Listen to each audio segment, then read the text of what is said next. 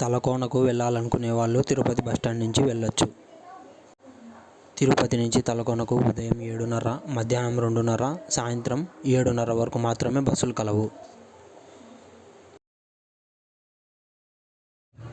నేను ఉదయం బస్సు ఎక్కినప్పుడు బస్సు చాలా ఫుల్లుగా ఉంది. ఆ తర్వాత నాకు సీటు దొరికింది.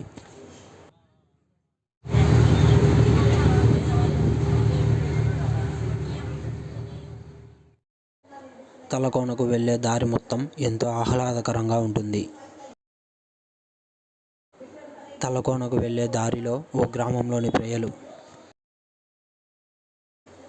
వెళ్ళే దారిలో ఉన్న చిన్న చిన్న ఇళ్ళు,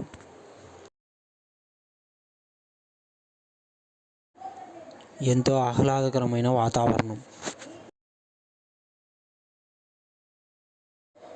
తలకోనకు వెళ్ళే దారిలో ఉన్న ఓ చిన్న గ్రామం.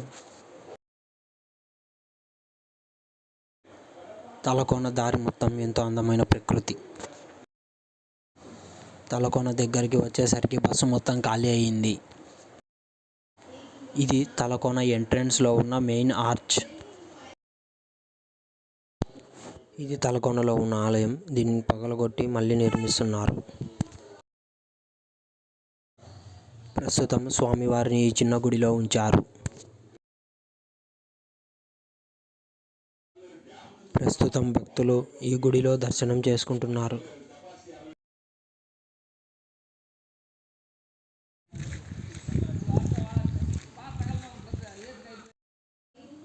తలకోన వెళ్ళడానికి ఎంట్రన్స్ టికెట్.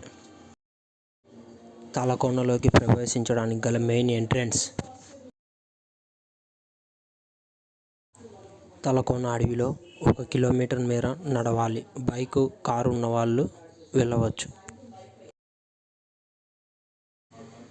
చుట్టూ కొండలు, చెట్లు, దారి మొత్తం ఎంతో ఆహ్లాదకరంగా ఉంటుంది. దారిలో ఇలాంటి పాము పుట్టలు కనిపిస్తాయి. తలకోన వెళ్ళే వాళ్ళు అడవిలోకి వెళ్ళకూడదని పోలీసుల హెచ్చరిక.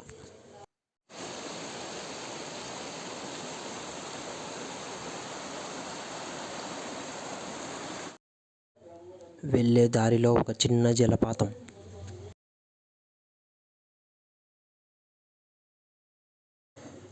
ఇది కూడా మరొక చిన్న జలపాతం.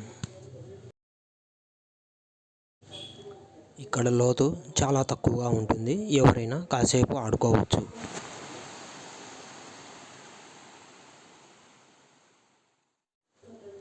చివరగా మనం ఈ స్టెప్స్ ఎక్కి తలకోన చేరుకోవచ్చు.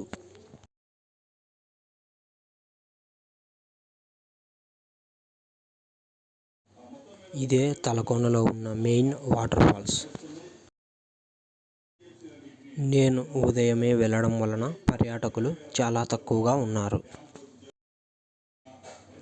పైనుంచి వస్తున్న water falls 2గా విడిపోయాయి.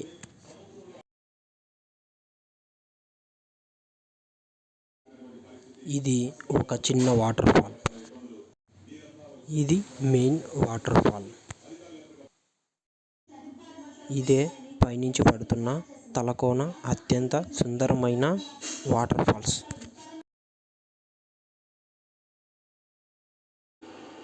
Talakona water falls దగ్గర నేను ఎంతో ఎంజాయ్ చేశాను.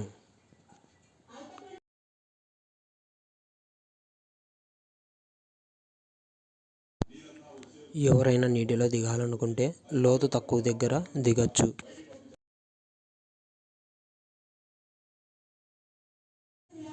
ఇక్కడ ఉండే మెయిన్ వాటర్ ఫాల్స్ దగ్గర మాత్రం ఈత రాని వాళ్ళు దిగకండి.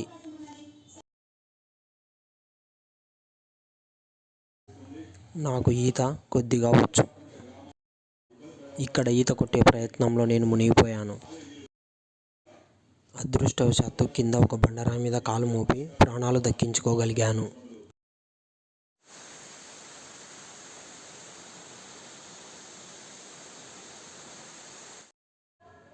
ఇక్కడ ఒక నిత్య అన్నదాన కేంద్రం ఉంది. నేను ఇక్కడే భోజనం చేశాను. భోజనం చాలా బాగుంది. ఇదే అన్నదాన కేంద్రము. మధ్యాహ్నం 12 నుంచి 2 వరకు మీకు భోజనం లభించును. సాయంత్రం 5:30కు నేను మళ్ళీ తిరుపతికి బయలుదేరాను. ఇదే నా తలకోన ప్రయాణం.